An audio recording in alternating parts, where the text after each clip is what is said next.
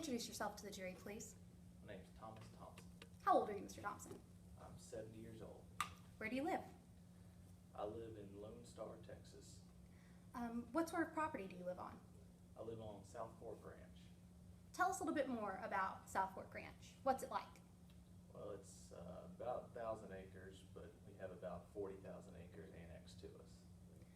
Okay, tell us a little more about that annex. What about the airstrip that's on it? Well, when I got it, it had a small airstrip that was a dirt airstrip, but I needed to be able to have my friends land their jets there, so I installed a 6,000-foot actual airstrip. Does that airstrip have any lights? Yes. Tell us a bit more about those. How do you turn them on? You can manually turn them on or use the PAL system. What is a PAL system? It's the pilot activated lighting system. Okay, how does that work? Explain that to the jury for those of us who aren't familiar with PAL systems. Essentially, just the radio of the aircraft. You click it a couple times and it comes on. Now, is the pilot on the ground or in the air flying when they do that? In the air. Okay. And now, Mr. Thompson, I'd actually like to ask you a few questions about the Federal Aviation Administration, or the FAA. Are you familiar with that organization? Yes. Have you any familiarity with their rules for PAL systems? Yes. Where did you see the rules for PAL systems set out by the FAA? I was given them when I had to install the PAL system when I received federal grant money to install it. Okay, so was it in a document? Yes, I believe so. And if I showed it to you now, would you recognize it? Yeah. One moment. Permission to approach the witness. What has already been entered into evidence is Exhibit 8. Grab the lines and evidence. Yes, Your Honor.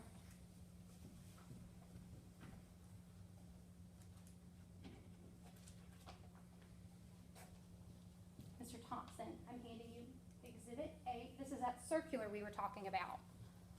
I want to ask you a few questions about it, okay?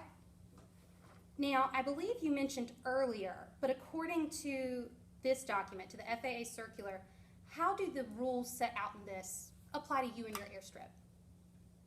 They directly apply based on I received grant money and I own the airstrip. Okay, and the rules, they're set out under maintenance and repair. Could you read 3.3.2a aloud to the jury? The operator of the airport shall maintain the lighting facility consistent with the practices reasonably prudent airport facility operators. And would you read that second rule, Part B, aloud to the jury? If the lighting system fails to perform as designed, the operator shall undertake all necessary repairs to ensure that the system performs in accordance with its design and with the requirements of this circular. Such repairs shall be completed within a reasonable time after the operator becomes aware of any deficiency in the system's performance.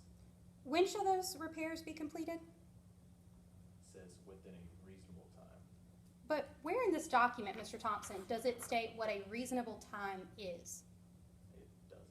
And where in this document it says you have to use practices of a reasonably prudent person? But where does it tell you what those are? It doesn't have it in here.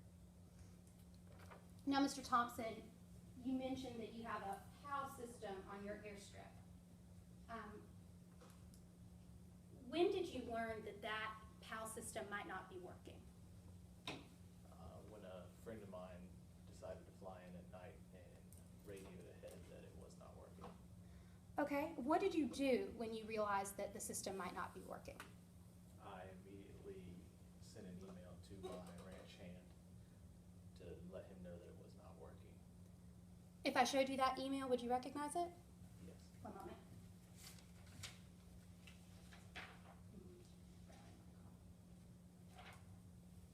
One moment, Your Honor. I'm retrieving Exhibit 12 from evidence. Mr. Thompson, this is that email we were discussing. I'm going to ask you a few questions about that as well, okay? Now, who did you send this email to? I sent it to Mr. Barrett. Who is that?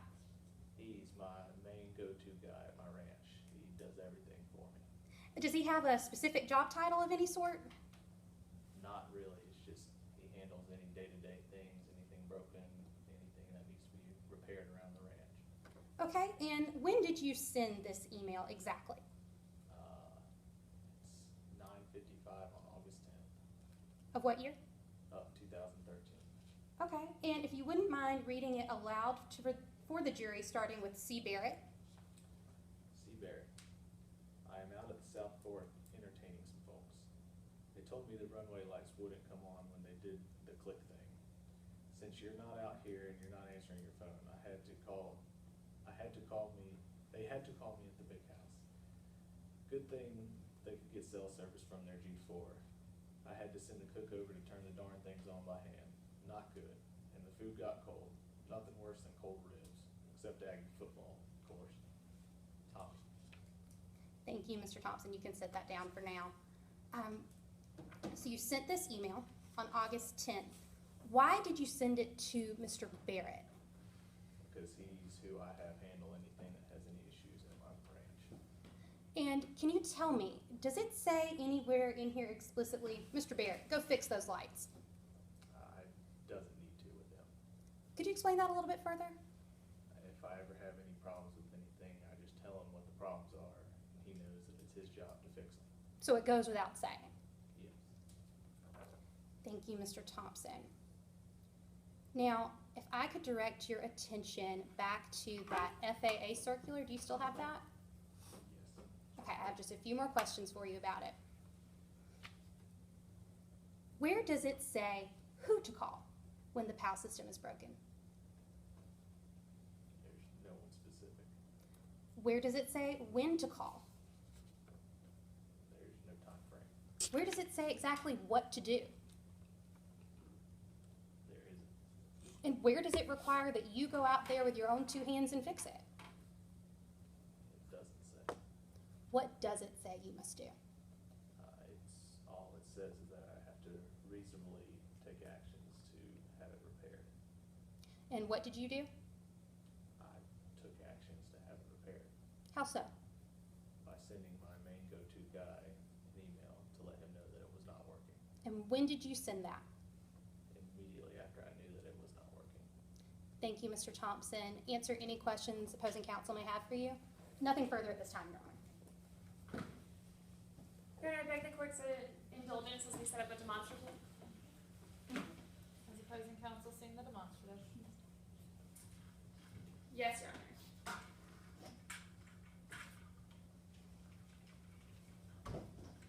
If at any point anyone needs to move to be able to see the demonstrative, you don't have to ask, just do it.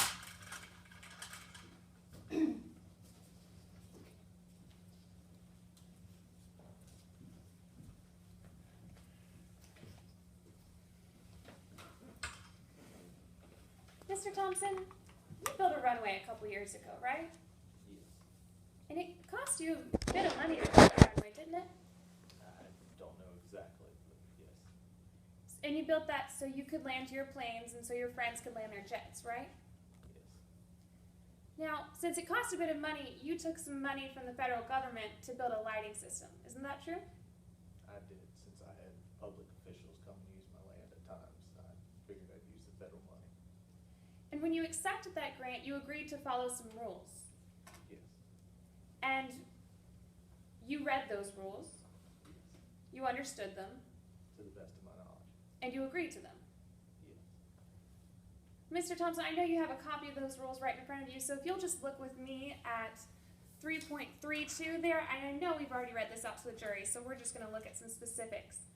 Now, under Section B, under Maintenance Repair, it says that the operator shall undertake all necessary repairs. Is that right? Yes, that's what it says. And so that means if the lights don't work, you need to fix them. Yes. And it says that these repairs need to be completed within a reasonable amount of time. That's what it states here. Now, Mr. Thompson, let's talk about the repair that you undertook when you found out that your PAL system wasn't working. Now, you sent an email on August 10th to Barrett, your ranch manager, right? Yes.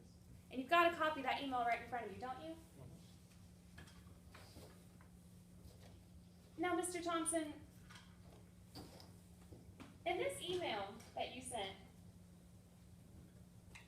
fix is never used. Not in my, not the word specifically fix is not in there. And neither is the word repair. No, And neither is the phrase order the parts. it doesn't have to be with Mr. Barrett.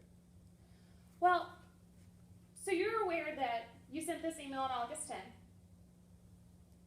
So you knew those lights weren't working on August 10th. I did. And you knew those lights weren't working on August 11th. I did not. You knew that the lights weren't working on August 11th? The day after you initially knew that they weren't working? I knew they weren't working on the 10th, but after speaking with Mr. Barrett, I just knew that he was going to take the steps that needed to be taken to fix it. Well, you never followed up with him by sending him another email asking him if he fixed it. I didn't deem it necessary. You never called him to see if he fixed it. I did not. So as far as you know, on August 11th, those lights still weren't working. As far as I know, they could or they could not be. Now, Mr. Thompson, you say that you send things to CB when they aren't working, right? This is true. And that he knows to fix them. Yes. But on August 18th, when Mr. Fortenberry crashed, those lights weren't working, right? To the best of my knowledge, they weren't. So for 8 days after you sent this email, can you explain to the court that for 8 days after you sent this email, Mr. Barrett hadn't ordered any parts? Objection, Your Honor. Speculation?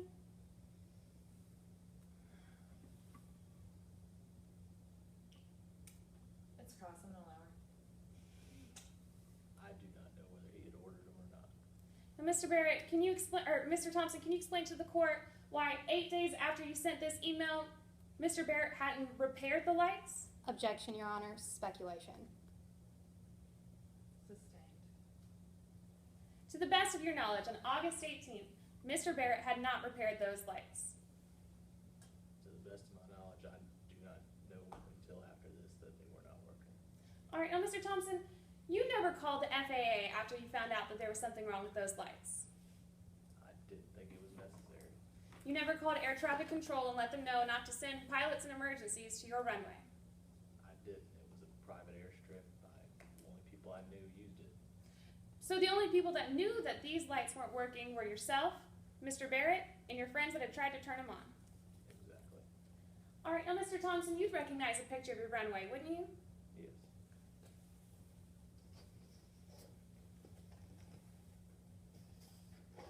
Now, Mr. Thompson, this is your runway, isn't it? Yes, at night. But there is a little bit of daylight, isn't there? Yes. Now, this is a picture with the lights working. Yes. So on August 10th, when you found out those lights weren't working, these lights to the left, they weren't working. I don't know. I assume that they all weren't working. So you agree with me that these lights weren't working since the PAL system was broken? If the PAL system wasn't working, then I would assume that they were not at all working. And so you'd also assume that these lights over here on the right, those weren't working either. Yes. So none of the lights in this picture were working after that PAL system broke. To the best of my knowledge. So this is not what a pilot trying to land on your runway would have seen with the PAL system being broken. No, Now, Mr. Thompson, you went out to see the crash, didn't you? I did. And you'd recognize a picture of that crash? I would. Now, Mr. Thompson, this is what you saw when you went to look at the crash. Yes. Unfortunate. And someone died in this crash. Yes. And that person was Zeke Fortenberry? Yes, it was. Nothing further. Permission to take a moment to restructure the courtroom. I need this one, thank you.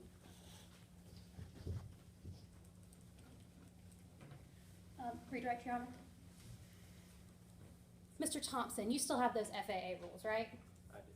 What does it require you to do in regards to the PAL system?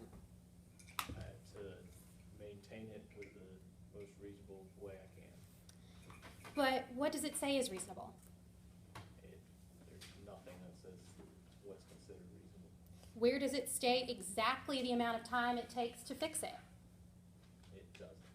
And then plaintiff asks you about calling the FAA or air traffic control, but where in that FAA circular and those rules does it say you have to call anyone? It doesn't. It what? It doesn't. And when did you learn the PAL system wasn't working? On August 9th, 2013. And you sent this email when you learned it wasn't working. Yes. Okay, and they asked you about whether or not the lights were working that night. What happened when your friend couldn't turn on the PAL system? We manually turned them on. You did what? We manually turned them on. And then what happened with the lights? They were working. Okay. And when did you send this email in correlation to when you determined that the PAL system, not the lights, but the PAL system wasn't working? Immediately. So the lights were working themselves. Objection, Your Honor, leading. I asked for a little leeway, Your Honor. Yeah. So the lights themselves were working, Yes, the light. but the PAL system wasn't working. Yes. And who did you send that email to? Mr. Bear. And why is it that you didn't state explicitly, Barrett, fix the lights? Because his job is to fix anything at the ranch. Was this email enough? Yes. Thank you. Nothing further, Your Honor. Witness is excused. You can call your next witness. The defense calls Kim Bates to the stand.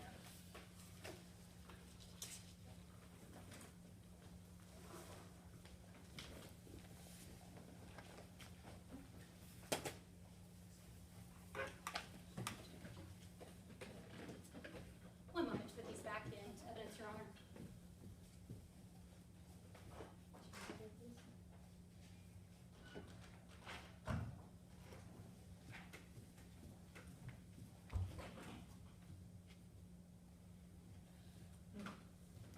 Please introduce yourself to the jury.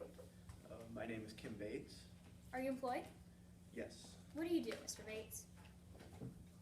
I am a consulting engineer. I open and I operate this consulting engineering firm that specializes in consulting with aircraft manufacturers and their lawyers on matters in litigation. You mentioned litigation. Does that mean you've testified in court before? Yes, several state and federal courts have allowed my testimony. All right, well, let's talk a little bit about your qualifications. Where'd you go to school, Mr. Bates? Undergraduate work, I went to Columbia University in New York and I got my degree in philosophy, and then further I went on to get my master's from Tarleton University in aeronautical engineering. What is aeronautical engineering? It's manufacturing. It deals with just the operations of aircrafts. Now, you mentioned that you own an accident reconstruction firm, right? Yes. What does your work as an accident reconstruction investigator entail? It entails looking into accidents and looking into all the different facets that played a role into accidents. And while that may vary case to case, I look to see what contributed to the accident, whether it be the weather that day, the fuel, the trees, just anything about a situation that would have caused an accident. What is your role in today's case? I reviewed the accident that happened with this case and gave my opinion to that. And did you use reliable methods in the field of accident reconstruction involving aircrafts? Yes. And did you apply those methods to the facts of this case? Yes, I did. And did you come to any conclusions in this case without telling us exactly what they are? Yes, I did.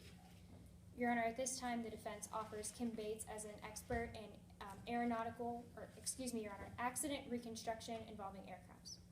Any objection?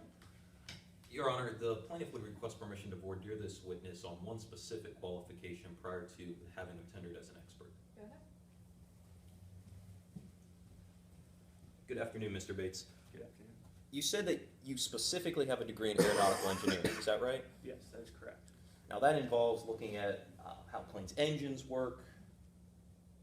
It involves the inner workings of an airplane, yes. And from there I went on to look into accident reconstruction, which takes into consideration a lot more aspects.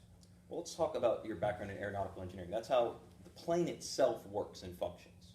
Yes, it's how the plane operates and everything that goes into that. You do not have a degree in mechanical engineering, do you? Not specifically. You've never worked yourself on installing airport runways, have you? No, but I've looked into how they worked and how they would contribute to an accident. I've done that, and I've looked at radio transmitters, which are used in the current system up for discussion today. And I've also looked into comparable systems and how they would play a role in an accident. All right, well, Mr. Bates, let's slow this down and clarify for the jury. You've never actually installed a pilot-activated lighting system, have you? Installed it? No. You've never been responsible for maintaining a pilot-activated lighting system, have you? Again, while I have not installed or maintained, I've looked at how they can work with an airplane and flying it and how they can cause an accident. Specifically, the radio transmitters involved in this exact system, and then similar systems that function the same way. But that's a no to my question. You've never been personally involved with maintaining a system like called a PAL system. No, maintaining that is not my responsibility in regard to a PAL system.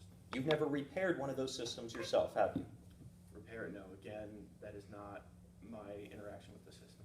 In this case, you never even went to South Fork Ranch to look at the PAL system. Again, I've looked at the entire circumstances and how that system would have contributed. But in this case, you never went to South Fork Ranch, did you? Well, again, I didn't make it out to the system itself, no. I did look how it would have contributed to the accident. But that's a no to my question. You've never personally visited South Fork Ranch. Correct. You've never looked at the pilot-activated lighting system on South Fork Ranch. That's specific system, no, but similar systems and their contributions to not only this accident, but similar systems in other accidents, yes, I would. But this specific system on South Fork Ranch, the one owned by the defendant, you never looked at. Correct. You never looked at the radio receiver, did you? The radio receiver, no, not specifically, but again, as I said, the radio transmitter and other aspects I did look into to see how they would contribute. But again, Mr. Bates, in this case, you've never laid eyes on that radio receiver that's actually at South Fork Ranch. No. All right. Thank you, Your Honor. Do you want to address anything about his expertise now? Do you want to limit the scope of his expertise, or what was the purpose of that voir dire? Your Honor, it was, at this point, we've heard no testimony that this witness can satisfy Rule 702 specifically related to the facts and data used in their investigation as they relate to the pilot-activated lighting system. The witness testified he never went to South Fork Ranch, he never looked at this lighting system, he never looked specifically at what was wrong with it. Therefore, he cannot satisfy Rule 702 as having sufficient facts and information on which to rely to make this conclusion. Therefore, allowing his opinion here today as to what was wrong with that system would be improper. Response? Yes, Your Honor. Rule 702 does not require an expert witness to have physically laid their own two eyes on what they're drawing their conclusions from. Now, Mr. Bates told us earlier that he sees similar types of systems in his work every single day. His job as an accident reconstructionist means that he looks at, it's a very broad scope, he looks at everything that could possibly cause an accident, including trees, wind, weather, fuel, and even radio transmitters, the radio transmitter that was used in the PAL system. Therefore, Your Honor, he does comport with the requirements set out under Rule 702, and he has enough knowledge under the rule to be able to make an expert conclusion as to the PAL system. I agree, he will be admitted as an expert. Now, you can still object if you think any of his opinions go outside either his personal knowledge, because he didn't look at something and would have to have done that for that specific conclusion, but that's to a specific opinion. So right now he is an expert, but feel free to object to any opinions he may offer. Yes, Your Honor, if I could just confirm what field he's being offered as an expert in. And what was the field again? Accident reconstruction involving aircrafts, Your Honor. All right, thank you. Anything that would come under that scope of his conclusion as to this aircraft accident. Yes. Thank you.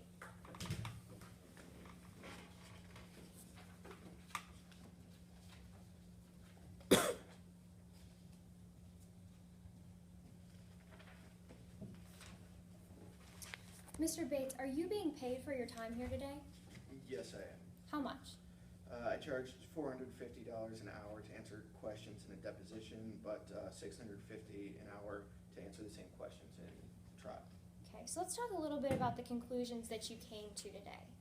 First, let's talk about Mr. Thompson. Did you come to any conclusions as to him? Mr. Thompson, yes. And what were they? That his role, anything he did not directly contribute to this. Or, Mr. Tom. Regarding his maintenance of the airstrip? His, well, first, that he, with the airstrip, he was not negligent in operating. Objection, improper opinion on the ultimate issue. Your Honor, I can instruct the witness to limit his testimony as to that. Please do so. The statement will be stricken. Thank you. So, without getting into any legal conclusions, Mr. Bates, what was your conclusion as to Mr. Thompson's maintenance of the airstrip? It was an inappropriate maintenance. Why is that? Because first, it wasn't mandatory that he had any system, and while he did have it, it doesn't impose a strict standard on him in maintaining that. What do you mean by strict standard? He was just required to maintain it in a way that was reasonable. So what would a reasonable person have done in this case? Well, it would have taken him a decent, one second.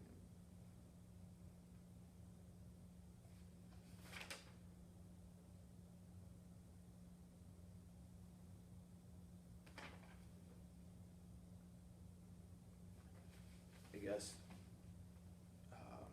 making efforts to get the system fixed if it's not working. Let's talk about Mr. Fortenberry. Yeah.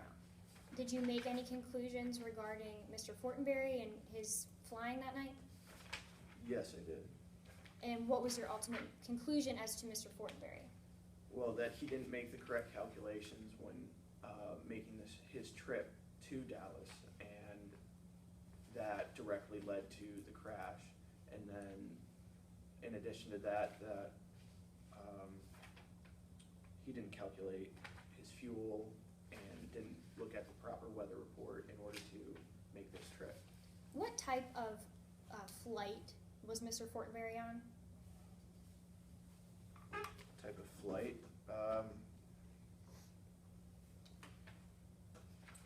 Just point A to point B kind of flight.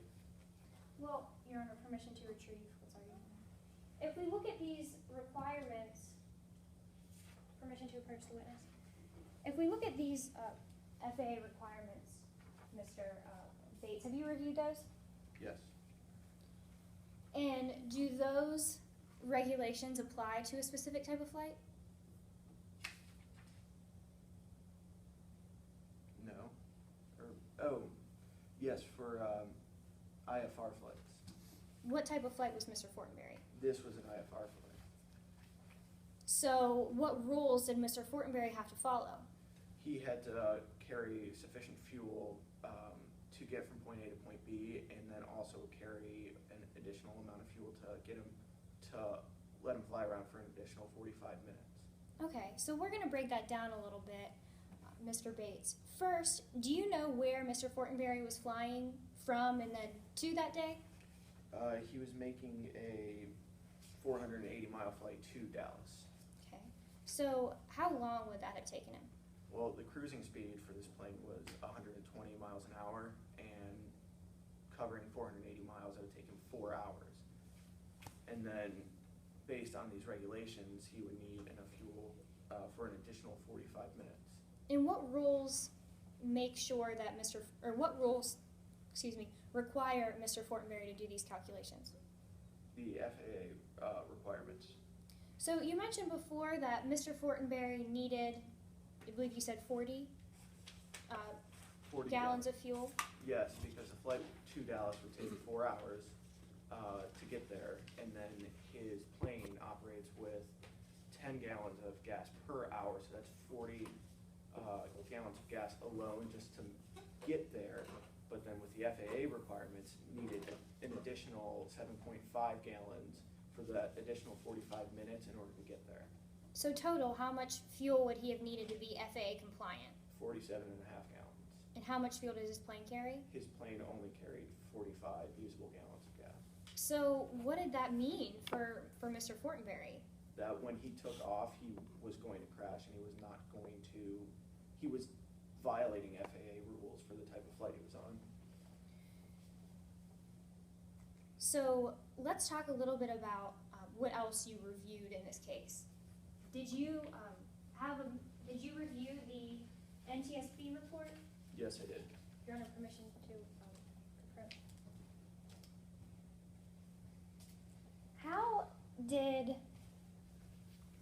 How did that NTSB report echo your conclusion?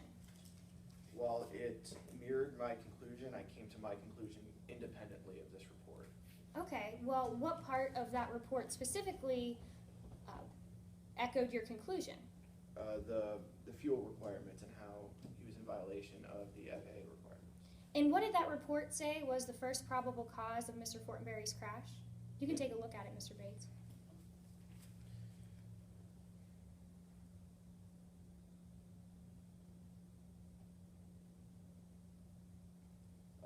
That there was insufficient fuel. So we've talked a little bit about the fuel requirements under the FAA. Were there any other requirements that Mr. Fortenberry had to follow under the FAA?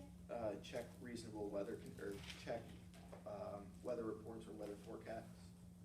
Okay, so tell me a little bit more about that. How does weather affect a flight? Well, it can have a pretty significant effect on a flight.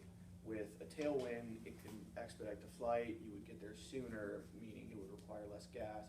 However, if you were flying into a headwind, that could really slow down your plane and require much more fuel to get to the destination. So it can have a very significant impact on the flight. So how critical is it to look at an appropriate weather source? It's essential that you look at an appropriate source. What is the most appropriate source for a pilot to look at? The NOAA reports are typically used because of how much information and how they really give you a full picture of what you're going to encounter. What kind of things does the NOAA report tell you? Headwind, tailwind, direction, just it pretty much gives you that information that will help you determine how much fuel you would need to get to a destination. Do you know if Mr. Fortenberry looked at the NOAA report? He did not. What makes you say that? What fuel or what weather report, to your knowledge, did he look at? He looked at a local report at the end destination. Okay, so let's break that down a little bit. First, what would that local report have told him about the winds on August 18th? Pretty much in regard to flying, it wouldn't have helped him at all. It would have told him whether or not he needed a jacket, but that's about it. So, would you consider, in your expert opinion, the local weather to be an appropriate weather source? No, I would not. Okay, now let's talk about that next part you told us about, the local weather. What type of local weather forecast did Mr. Fortenberry look at?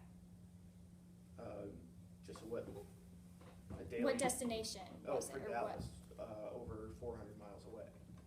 So how would only looking at one specific point of the flight have affected Mr. Fortenberry's calculations?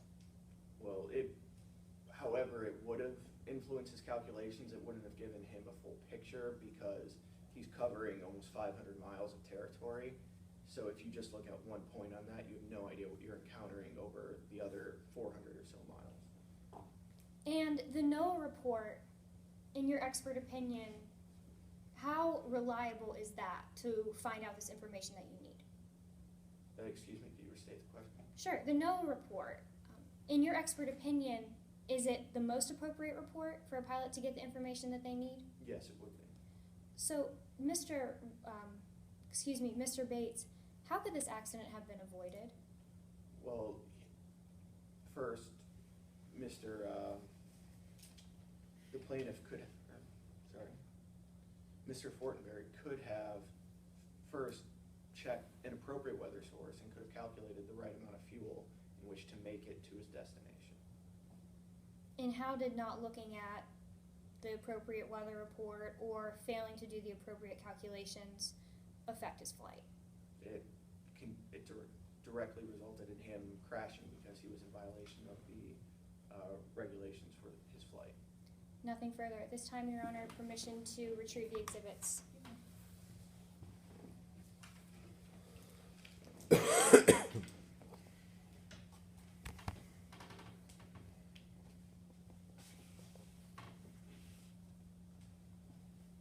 Cross-examination? Yes, Your Honor, and we would request permission to set up the courtroom for a demonstrative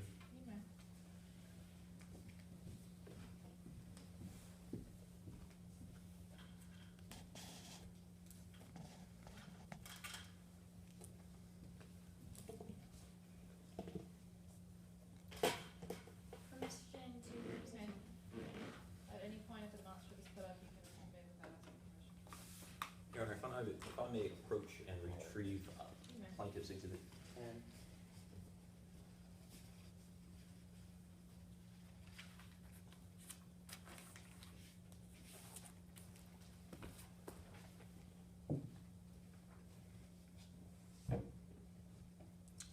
Good afternoon, Mr. Bates.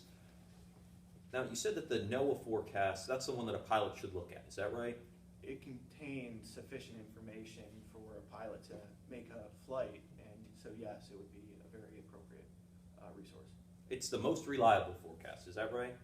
Yes, and things, different forecasts with similar information would also be reliable. And you actually brought a NOAA report here into court today. Yes, I did. May I approach the witness, Your Honor? This is a copy of that NOAA report that you brought into court here today. Is that right? That's the report you brought in? Yes, it is. Now, you said that report applied to the flight Zeke Fortenberry was taking. This report would give him information that would have been critical for the flight he took, yes. Right, so all the information on there applied to Zeke Fortenberry's flight. Yes. Now, can you read out the top line of that forecast right underneath of the NOAA logo? I believe it's in all capital letters. Information for VFR flight at 5,000 feet, MCI to DFW. That forecast designates this as a VFR flight. Well, in this case, it was actually an IFR flight. As I said, this has the information that would be useful and critical for a pilot, and I'm mostly trying to address the content of this as a whole in a more, I guess, broader aspect rather than limiting it to this specific. All right, Mr. Bates, let's make sure we get this right. You said that that report, all the information contained in it just a moment ago, all that information applied to the flight Zeke was taking. What I mean is this information that is contained in this report, yes, it would be useful for his flight. That report designates this as a VFR flight. Yes, but again, this was an IFR flight, and I'm talking about the weather report as a whole and what kind of information is in the report. That would be helpful. Mr. Bates, can you direct me to a specific forecast that you brought to court here today that says this was an IFR flight? Well, I do not have that. I do know this, to my knowledge, this was an IFR flight. Now, you knew you were coming to testify here today, didn't you? Yes, I did. You're being paid $650 an hour to sit here and answer questions. Yes. But you didn't bring any forecasts that tell us this was an IFR flight? No forecast, and again, this was mostly for the content of information that you would want in that flight. You brought no evidence here today that designates Zeke Fortenberry's flight as an IFR flight, did you? No evidence that designates it as such, but it was such a flight. But you have nothing to prove that here today, do you? No. Now, you would agree with me that these are the rules you were talking about. Yes, for IFR flights. Those rules only apply to flights in IFR conditions. Correct. If Zeke Fortenberry's flight was a VFR flight, those rules would not have applied. Well, that's not the case here. This was an IFR flight. These rules applied. He didn't follow the rules. He crashed. All right, now, Mr. Bates, that's the answer to a question, but not the question I asked you. The question I asked you was, if his flight was VFR, those rules would not apply. In that hypothetical, yes. Those rules and the fuel requirements would be inapplicable. Again, Objection asked and answered. Overruled. Those rules would be inapplicable to Zeke Fortenberry. again, in that hypothetical, yes. The 45-minute time period of extra fuel, that would be thrown out. Following that hypothetical, the 45-minute would not be needed if it were not an IFR flight. If we throw out that 45-minute requirement, Zeke Fortenberry would have had enough fuel to reach his destination that night. If we were to consider this were not an IFR flight and he didn't meet that, and that was not a requirement, then he wouldn't have violated it, but again, that's not the case.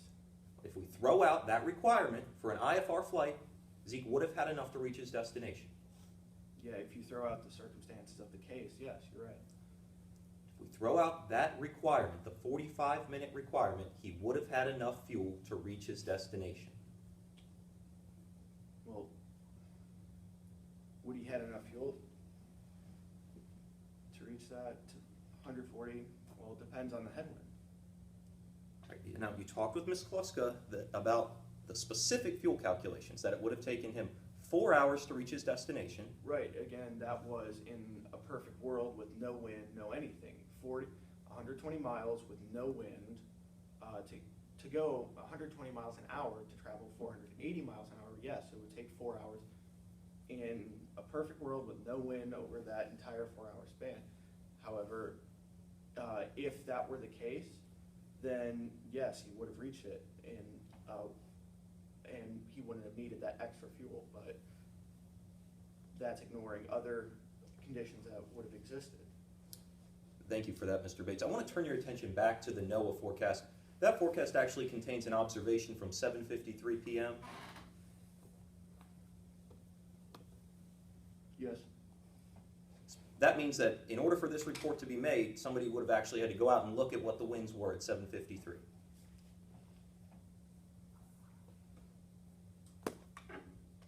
For the observations you made, they would have had some form of technology or some method in order to have that report brought in, yeah.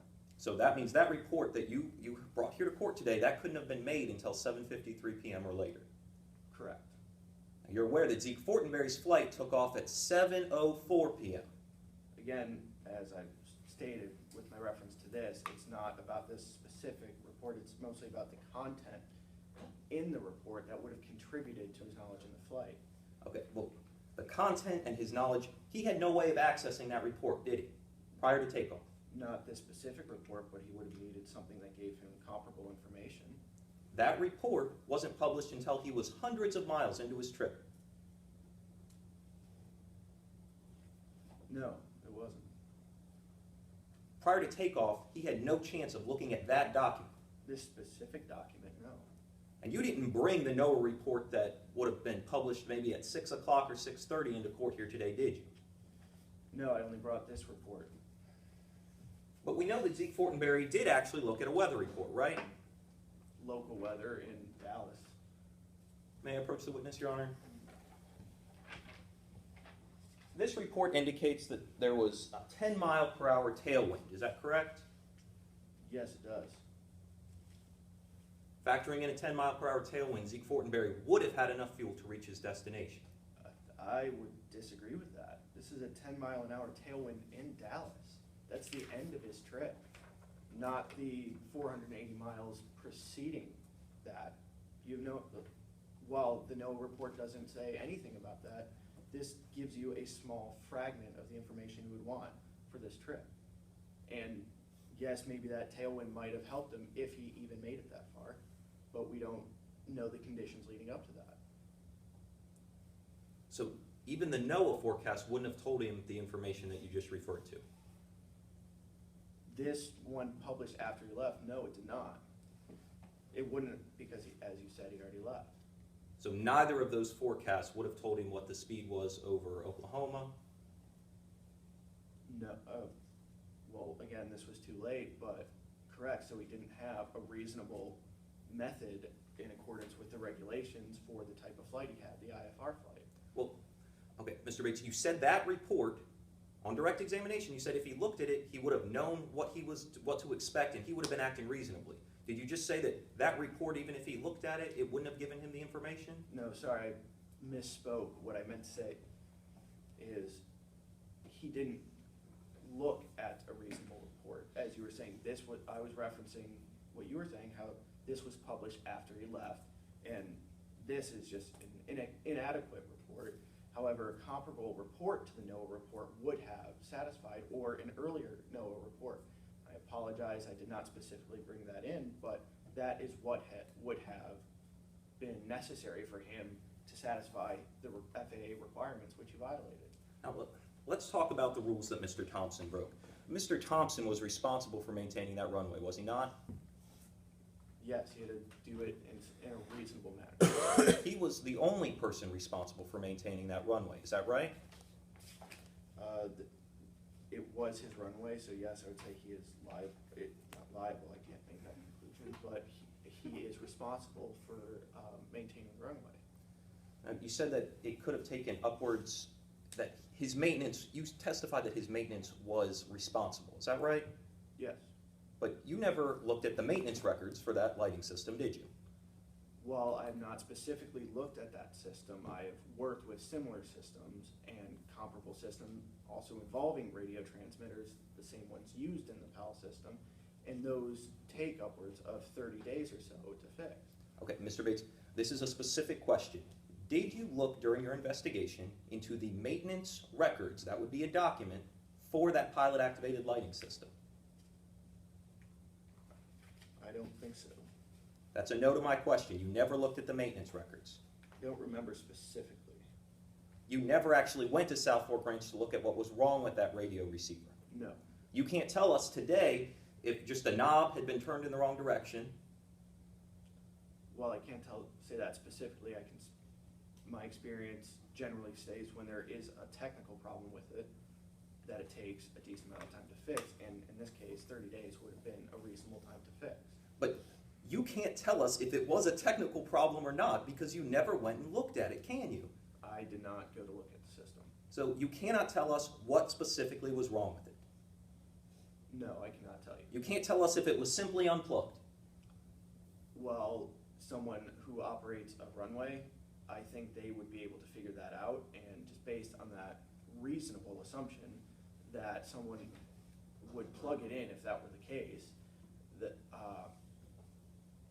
I would think that any real problem which would cause this delay would take some time to fix. And to suggest that it's as simple as plugging something in would indicate complete and vast incompetence, which is just not the case. But you can't tell us if vast incompetence was not the case because you never even went and looked at this system. I can reasonably say that a person maintaining a runway or involved in this line of work would not miss that. And that is just a very simple thing that would have been taken care of. But that's just a guess, right? It's a reasonable assumption. It didn't matter what Zeke Fortenberry did that night. Those lights on South Fork Ranch, they weren't coming on. The lights, no, they were not on. It didn't matter how many times he clicked and clicked and clicked his microphone, those lights were going to stay dark. Well, the lights, yes, the lights would have stayed off. And then Zeke Fortenberry crashed his plane. He crashed again, as I said, because he didn't take he didn't follow requirements that would have safeguarded him. He crashed his plane, yes, Yes, and then he died. yes. All right, thank you. No further questions, Your Honor. Redirect? Yes, Your Honor. Permission to take this demonstrative down.